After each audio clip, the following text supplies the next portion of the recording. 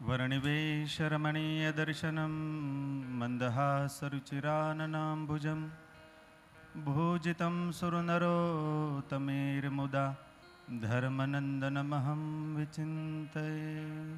बोलो स्वामिनारायण भगवाननी जय। श्री हरिकृष्ण महाराजनी जय। श्री लक्ष्मीनारायण देवनी जय। तीर्थधाम वड़ताल धामने आंगणे निजमंदिરની અંદર પ્રગટ પ્રમાણ બિરાજમાન ભગવાન શ્રી હરિકૃષ્ણ મહારાજ, શ્રી લક્ષ્મીનારાયણ દેવ આદિક દેવોના ચરણોમાં કોટી કોટી વંદન. જેમની આજ્ઞાથી ભક્તો આવું સુંદર મજાનું આયોજન થયું એવા અમારું આધ્યાત્મ કેન્દ્ર એવા પૂજ્યપાદ ગુરુવર્ય શ્રી વ્યાસાસને આરૂઢ એવા વક્તા શ્રી પૂર્ણ સ્વરૂપ સ્વામી આદિક તમામ બ્રહ્મનિષ્ઠ સંતો, ઉપસ્થિત તમામ ભાઈક ભક્તોને જાજા કરીને મારા જય સ્વામિનારાયણ. જય સ્વામિનારાયણ. ગોંડલ પરિવાર આયોજિત અમારે શિરા ભગતના સંકલ્પથી અમારા હિંમતભાઈનો ખૂબ ભાવ. આમ ગણો ને, કારક કારક આયોજકો અને યજમાનશ્રીઓ ખૂબ કરોડો રૂપિયાના ખર્ચા કરે, પણ પવિત્ર સ્થાન ન મળે, પવિત્ર વક્તા ન મળે અને પવિત્ર ભક્તો શાસ્ત્ર ન મળે. પણ આજે અમારા ગોંડલિયા પરિવારના ભક્તો ખૂબ અહોભાગ્ય, જેને ભક્તો આવો વડતાલ જેવું તીર્થ સ્થાન મળ્યું, પવિત્ર વક્તા મળ્યા કયો, અને આ બધા પવિત્ર એકાંતિક ભક્તો મળ્યા. જીવન પર્યંત ભક્તો આ પ્રસંગ એના પરિવારોને પણ કાયમિકની માટે યાદ રહેશે. કેમ કે સભાજનોની અંદર શ્રોતા તો ઘણા બધા ભક્તો બેઠા છે, પણ આ સભાની અંદર બ્રહ્મનિષ્ઠ સંતો તો છે, પણ મહારાજના દીક્ષિત નંદસંતો પણ આ સભાની અંદર ભક્તો ઉપસ્થિત છે. પવિત્રાનંદ સ્વામીના સભા મંડપની અંદર પવિત્ર એવું અમોઘ શસ્ત્ર સમાન ગણી શકાય એવી શ્રીમદ સત્સંગી જીવન પારાયણનું ખૂબ ભક્તો સરસ મજાનું આયોજન આજે અમારા પાટી માણસા નિવાસી હિંમત ભગતે ભક્તો કર્યું. જોકે ભક્તો દુનિયાની અંદર શાસ્ત્રો તો ઘણા બધા છે. શતાનંદ સ્વામીએ શ્રીમદ સત્સંગી જીવનનું સ્વયં પોતે વર્ણન કરેલું છે. આખા જગતને પાપ રડાવે છે, પણ પાપને રડાવનાર જો કોઈ શાસ્ત્ર હોય ને તો શ્રીમદ સત્સંગી જીવન ગ્રંથ છે. સર્વે શાસ્ત્ર શિરોમણી. આગળ કથામાં આવ્યું ને, ઋષિ મહર્ષિઓ બદ્રિકાશ્રમની અંદર ગયા ને ત્યારે ભગવાન નરનારાયણની આગળ ખૂબ આજીજી કરીને ત્યારે નારાયણ ઋષિના મુખમાં શબ્દ નીકળ્યા કે ઋષિ મહર્ષિઓ, કેમ તમે બધા ચિંતાતુર છો? અને ત્યારે બધા ઋષિ મહર્ષિઓના મુખમાં શબ્દ નીકળ્યા કે ભારત દેશની અંદર ચારેય વર્ણના લોકો પોતપોતાના ધર્મની અંદર નથી રહેતા, અધર્મ વ્યાપી ગયો છે, એથી કરીને અમને ઘણું બધું દુઃખ છે.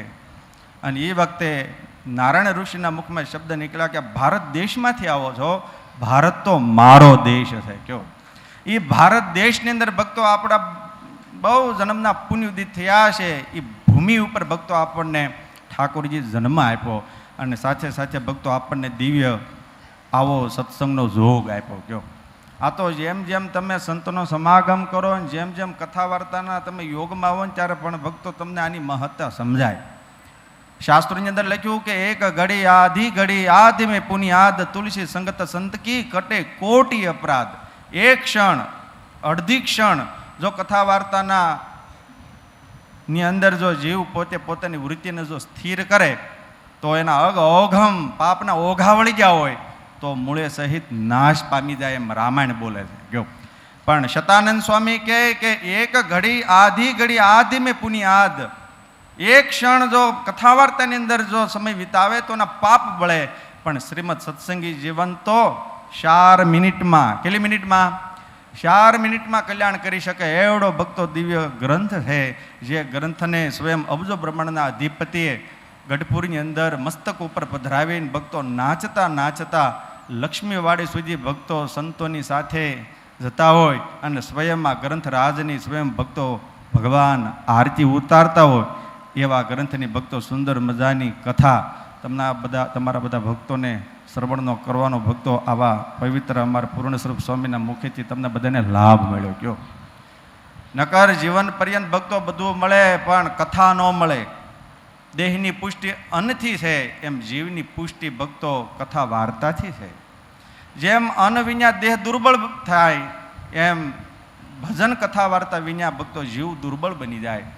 પણ જીવનને અભિવૃદ્ધિ પમાડવા માટે અમારા ગોંડલિયા પરિવારે આવું સરસ મજાનું ભક્તો સુંદર મજાનું આયોજન કર્યું છે. 9 દાડા છે ને હિંમત ભગત, કેટલા દાડા છે? 7 દાડા. કયો 7 દાડા?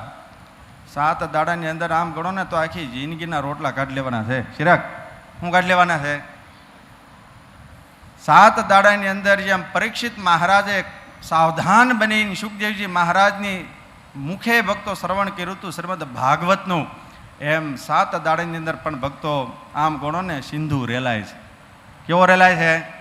સિંધુ રેલાય છે. એટલે બધા ભક્તોએ ખૂબ સાવધાન બનીને, હું તો કહું ભક્તો કથાનું શ્રવણ કરજો. અમારા ગોંડલિયા પરિવાર આવું સરસ આયોજન કર્યું હોય. અમારે જો આમ ગણો ને તો ભક્તિરી સ્વામીને એમ સાથે લાવ્યા છે.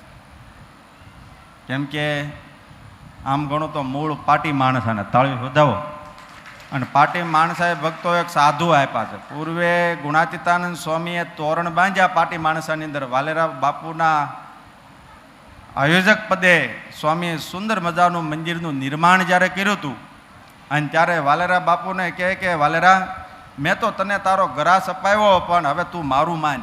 અને ત્યારે કહે કે બોલો સ્વામી, તમે કયો એ કરવા માટે તૈયાર છો? અને ત્યારે વાલેરા બાપુને કહે કે બાપુ, અહીંયા સરસ મજાનું મંદિર બાંધવું છે. ભવિષ્યની અંદર પણ આ ભૂમિ ઉપર જીવ જન્મ ધારણ કરશે તો એ સત્સંગી થશે અને દેહને મૂકીને અક્ષરધામને પામશે. માટે ગામમાં તોરણ સત્સંગના તો બાંધ્યા છે, પણ અહીંયા સરસ મંદિર બંધાવવું છે. અને સ્વામીના વરદ હસ્તે ભક્તો પાટડા ઈંટ જોઈને તમે એટલે જોઈ કરો તું ચાંગલી પાટડા ઈંટનું ભક્તો ખાતમુહૂર્ત કરીને સરસ મજાના ભક્તો મંદિરનું નિર્માણ કર્યું. કયો જોકે અવારનવાર તો એ ગામની અંદર અમે સત્સંગ કરવા જાય છીએ, પણ આજુબાજુના પ્રાંતમાં આમ ગણો તો બાબરિયાવાડ ગણાય. કેવો ગણાય? બાબરિયાવાડની ધરતી ઉપર ભક્તો અનેક એવા ભક્તો થયા. જો ફાચરિયામાં જેઠસુર આહિર પણ થયા, અને આ બાજુ કાળુ વાવડિયા પણ થયા. ભટવદર નજીક રહ્યું ને, આમાં તો વડતાલ નિવાસી તો આ બાજુના ઘણા બધા ભક્તો આજે કથામાં આવ્યા છે, પણ એ બાજુ નહીં આવ્યા હોય, પણ એ બાજુ આવો અને એ બધા પવિત્ર સ્થાનોના દર્શન કરવાનો એકવાર બધા ભક્તો લાભ લ્યો. ત્યારે પણ ભક્તો તમને ખ્યાલ આવે કે કેટલી ભક્તો દિવ્ય ભૂમિ છે ને ત્યાં કેવા બધા ભક્તો ત્યાં પ્રગટ્યા છે. એટલે એવી પવિત્ર ભૂમિ પણ આજુબાજુની અંદર પણ ભક્તો ભગવાન શ્રી હરિએ ખૂબ વિચરણ પણ કરેલું છે. જોકે ભક્તો વિશેષ સમય નહીં લેતા, ઘણા બધા કાર્યક્રમો હોય, પણ થોડીક ક્ષણ આ વડતાલની ભૂમિ ઉપર મારા કંઈક સદભાગ્ય છે તો મને આજ પ્રથમવાર આજે મને પ્રવચન કરવાનો આ બધા લાભ આપ્યો. ગયો નકર પ્રવચન કરવાનું હોય અમારા મહંત સ્વામીને, અને મહંત સ્વામી મારી ઉપર કળશ જોડ્યો. પણ ખરેખર આજે ખૂબ આનંદ થયો. હિંમત ભગતનો ખૂબ ભાવ હતો કે સ્વામીશ્રી આવવાનું છે. મેં કીધું જરૂર આવશું. અમે એક નહીં આવી, અમે 7 સંતો વધારશું. એટલે આવું સરસ તમે આયોજન કરતા હો ને અમે ન આવી એવું બને હિંમત ભગત કયો. એટલે બધા ભક્તોનો અને એના પરિવારજનોનો ખૂબ ભક્તો ભાવ હતો. એટલે આજે બધા ભક્તોને લાભ આપ્યો. એટલે ખરેખર ભક્તો જીવન પર્યંત સ્વામિનારાયણ સંપ્રદાયના આમ ગણો ને તો આપણે ઋણી ગણાવીએ.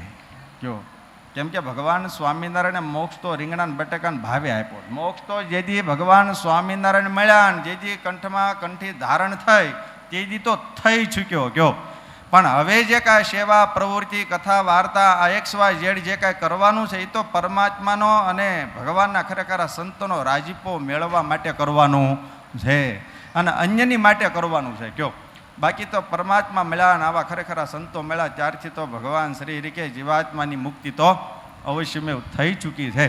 માટે એવી મુક્તિની માટે હજારો ને લાખો લોકોની મુક્તિની માટે ભક્તો આવા પવિત્રાનંદ સ્વામીના સભા મંડપની અંદર અનેક વાર કથા વાર્તાનો ભક્તો પ્રસંગ અહીં રહેલાતો હોય છે. પણ આજે ગોંડલિયા પરિવાર આયોજિત આવો સરસ કાર્યક્રમ ભક્તો સત્સંગી જીવનનો અહીંયા જ્યારે કર્યો હોય, પણ એના આખા પરિવારની અંદર ભક્તો ધર્મ જ્ઞાન વૈરાગ્ય ભક્તિ અભિવૃદ્ધિને પામે અને ઠાકોરજી ખૂબ બળ આપે અને એના હાથે અને અમારા ચિરાગના હાથે આવા સુંદર મજાના કાર્યક્રમો થાય એ ભગવાન શ્રી હરિના ચરણોમાં પ્રાર્થના માટે અહીં મારી વાણીને વિરામ. બોલો સ્વામિનારાયણ ભગવાનની